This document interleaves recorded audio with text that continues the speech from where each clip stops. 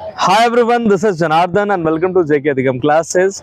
स्वागत है आपका टीचिंग के एक ऐसे प्लेटफॉर्म पे जहां टीचिंग से रिलेटेड सारे एग्जाम्स जैसे CTET, UPTET, Super TET, KBS, NBS और अदर स्टेट की टेट की प्रिपरेशन कराई जाती है। साथ ही साथ आपको एक ऐसा प्लेटफॉर्म दिया जाता है जहां आप अपने टीचिंग स्किल्स को और बेहतर बना सकें। तो जो घाट टीचिंग का मुहिम ये हम लोगों ने शुरू किया है, आपके प्यार और सहयोग से निरंतर ये सफल होते जा रहा है। पिछले वीडियो में हम लोगों ने ग्रोथ और डेवलपमेंट से संबंधित जो टॉपिक देखे थे वो आपके एग्जाम के पॉइंट ऑफ व्यू से काफी महत्वपूर्ण थे। आज हम अपने 5वें टॉपिक के ऊपर आए हैं, 5वें लेक्चर के ऊपर आए हैं, जिसका नाम है प्रिंसिपल्स ऑफ डेवलपमेंट या विकास के सिद्धांत। ये टॉपिक भी आपके एग्जाम के पॉइंट ऑफ व्यू से बहुत ज्यादा इंपॉर्टेंट है। कुछ इसमें सिद्धांत आपको जो है देखने को मिलेंगे, जिसमें पहला सिद्धांत का नाम है principles of continuity. Principles of continuity को हिंदी में कहते हैं निरंतरता का सिद्धांत। जब बालक मां के गर्भ से कब्र तक निरंतर सतत विकास की प्रक्रिया में आगे बढ़ते रहता है, उसे ही हम लोग जो है निरंतरता का सिद्धांत कहते हैं।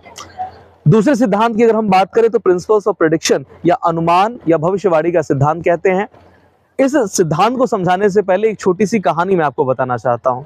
जब महात्मा गौतम बुद्ध जी का जन्म हुआ था तो उस समय एक ऋषि थे, एक ज्योतिषाचार्य थे, जिन्होंने एक भविष्यवाणी की थी गौतम बुद्ध जी के बारे में कि आगे चल के या तो बहुत बड़े सन्यासी बनेंगे और या तो चक्रवर्ती सम्राट बनेंगे।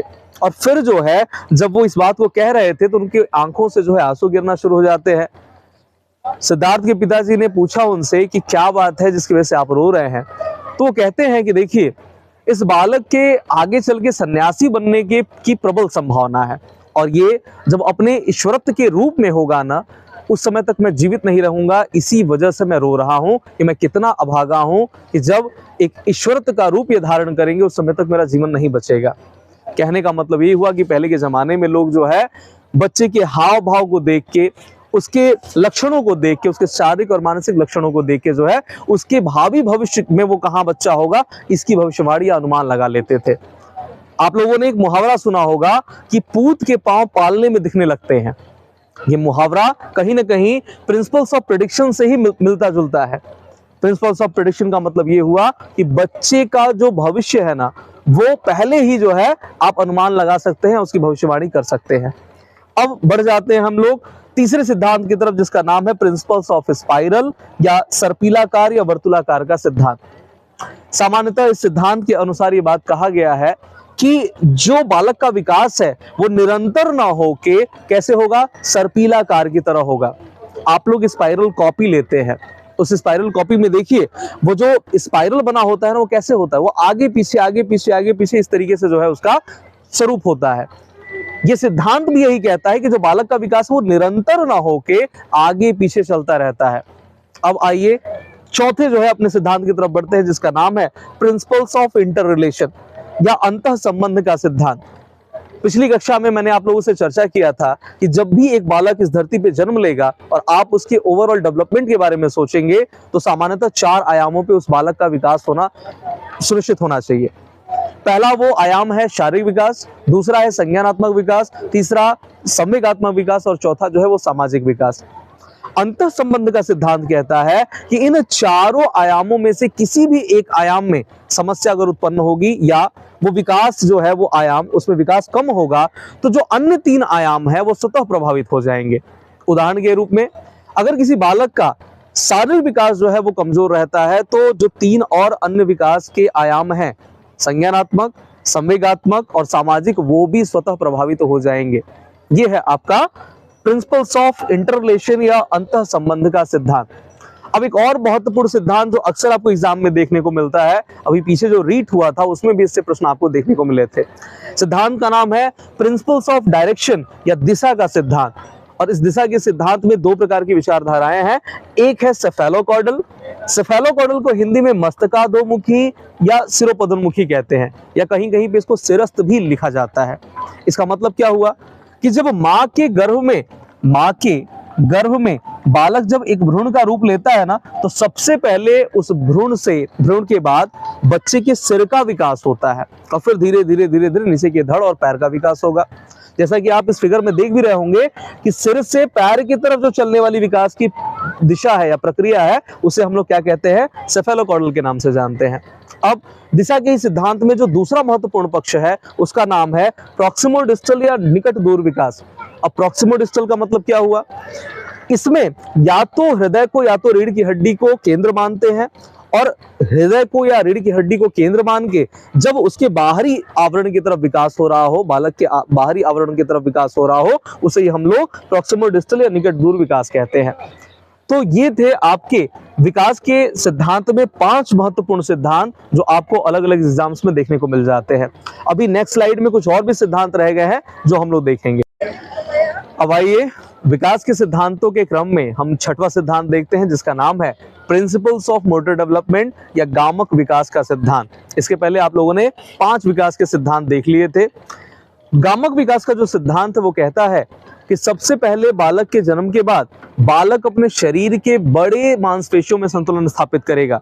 कहने का मतलब ये हुआ कि जब बालक का जन्म होता है तो सबसे पहले वो अपने शरीर के बड़े मांसपेशियों में, जैसे आप कह सकते हैं कि सबसे पहले बालक खड़ा होना सीखता है और उसके बाद जो है वो लिखना सीखता है। इसका मतलब ये हुआ कि बालक पहले बड़े मांसपेशियों में संतुलन स्थापित करेगा और उसके बाद जो है शरीर के छोटे मांसपेशियों में संतुलन स्थापित करेगा। लिखने की क्रिया में सामान्यतः शरीर के छोटे जो है मांसपेशियों का इस्तेमाल होता है, वहीं जब बच्चा एक खड़ा हो या दौड़ रहा हो उस समय शरीर के बड़े मांसपेशियों में संतुलन बनता है। शरीर में कि जब बड़े मांसपेशियों में संतुलन स्थापित करना हो उसे हम लोग ग्रॉस मोटर स्किल के नाम से या सकल गामक कौशल के नाम से जानते हैं, और आपके शरीर के छोटे जो मांसपेशियां हैं उनमें संतुलन को हम लोग फाइन मोटर स्किल के नाम से जानते हैं या सूक्ष्म गामक कौशल के नाम से जानते हैं।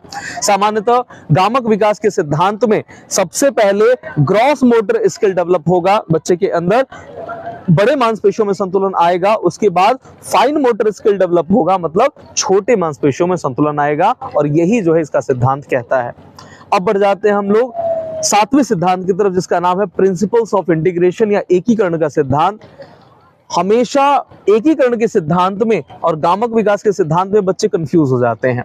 जहां गामक विकास का सिद्धांत कहता है कि पहले बड़े मांसपेशियों में संतुलन स्थापित होगा और उसके बाद छोटे मांसपेशियों में संतुलन स्थापित होगा, वहीं जो एकीकरण का सिद्धांत वो कहता है कि बच्चा जब धीरे धीरे बड़ा हो रहा है ना, तो एक ऐसी स्थिति में पहुंच जाता है जहां पे शरीर के छोटी मांसपेशियां और शरीर की बड़ी मांसपेशियां इन दोनों को एक ही क्रिया में, एक ही एक्शन में एक साथ इस्तेमाल करता है।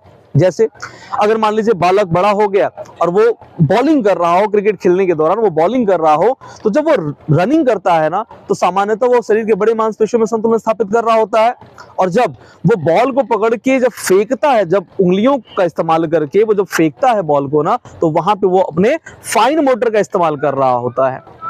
तो प्रिंसिपल्स ऑफ इंटीग्रेशन या एकीकरण के सिद्धांत का मतलब ये हुआ कि जब एक ही क्रिया में, एक ही एक्शन में एक बालक शरीर के बड़े मांसपेशियों का इस्तेमाल करता है और साथ ही साथ छोटे मांसपेशियों का एक साथ इस्तेमाल करता है, उसे ही हम लोग क्या कहते हैं, एकीकरण का सिद्धांत कहते हैं। अब बढ़ जाते हैं अपने अगले सिद्धांत की तरफ, principles of individual differences. Individual differences का जब चैप्टर स्टार्ट होगा, अलग से जब टॉपिक वो स्टार्ट होगा, तो उस समय मैं बहुत अच्छे से डिटेल में आपको बताऊंगा कि सर फ्रांसिस गाल्टन साहब ने इसके ऊपर बहुत डीप में जो है स्टडी किया था। आप लोग एक क्वेश्चन हमेशा देखते हो कि बताओ हेरिडिटरी जीनियस नामक पुस्तक किसके द्वारा लिखी गई थी, तो फ्रांसिस गाल्टन साहब के द्वारा ही लिखी गई थी। और इस टॉपिक पे, इंडिविजुअल डिफरेंसेस वाले टॉपिक पे जो है जो सबसे ज्यादा काम करने वाले व्यक्ति हैं वो फ्रांसिस गाल्टन साहब ही हैं। ये कहते हैं कि प्रत्येक जो मानव है ना इस धरती पे, वो अपनी शारीरिक क्षमता के आधार पे, मानसिक क्षमता के आधार पे, शारीरिक मानसिक संरचनाओं के आधार पे, पसंद नापसंद के आधार पे, रुचि के आधार पे सब एक दूसरे से अलग है। जब प्रत्येक व्यक्ति एक दूसरे से इन आधारों पे अलग हो, वही क्या कहलाएगा, प्रिंसिपल्स ऑफ इंडिविजुअल डिफरेंसेस या व्यक्तिगत भिन्नता का सिद्धांत कहलाएगा। अब आइए बढ़ जाते हैं अपने नेक्स्ट सिद्धांत पे जिसका नाम है प्रिंसिपल्स ऑफ यूनिफॉर्म पैटर्न। इस सिद्धांत के ऊपर हरलॉक महोदय ने कहा है कि किसी भी जाति, यहाँ जाति का अर्थ जो है जैसे मानव जाति हो गए या पशु हो गए, किसी भी एक खास जाति का व्यक्ति जो है जब वो अपने संतानों को आगे बढ़ाएगा तो वैसी ही संतानों में विकास का दर देखने को मिलेगा। मतलब अगर हम सभी मानव हैं तो हमारी आने वाली जितनी भी जनरेशन होगी उनके अंदर जो विकास का दर होगा वो हमारी तरह होगा जैसे कि हमारी पिछली की पीढ़ियां थी। इसके बाद बढ़ जाते हैं हम लोग अपने 10वें सिद्धांत की तरफ, जिसका नाम है principles of interaction of heredity and environment, और इसको हिंदी में कहते हैं हम लोग वंशानुक्रम और वातावरण के अंतःक्रिया या गुणनफल का सिद्धांत। इस सिद्धांत को के ऊपर सबसे ज्यादा काम करने वाले जो व्यक्ति हैं उनका नाम है वुडवर्थ, और वुडवर्थ साहब ने एक फॉर्मूला भी दिया है इसी सिद्धांत के ऊपर। उन्होंने H/E का फॉर्मूला भी दिया है कि एक बालक जो है या एक व्यक्ति जो है वो अपने हेरिडिटी और अपने इन्वायरमेंट का गुणनफल का प्रतिफल होता है। ये सिद्धांत क्या कहता है कि हम जितने भी लोग हैं ना, वो सभी लोग अपने आनुवंशिकता, अपने वंशानुक्रम और अपने वातावरण का गुणनफल ही तो हैं। तो इसी के साथ में ये जितने भी आपके विकास से संबंधित टॉपिक्स थे या जो सिद्धांत थे वो समाप्त होते हैं। ऐसे ही बने रहिए। अगर वीडियो पसंद आ रहा हो तो इसे लाइक करिए, शेयर करिए, चैनल को सब्सक्राइब करिए। मिलते हैं नेक्स्ट वीडियो में। जय हिंद।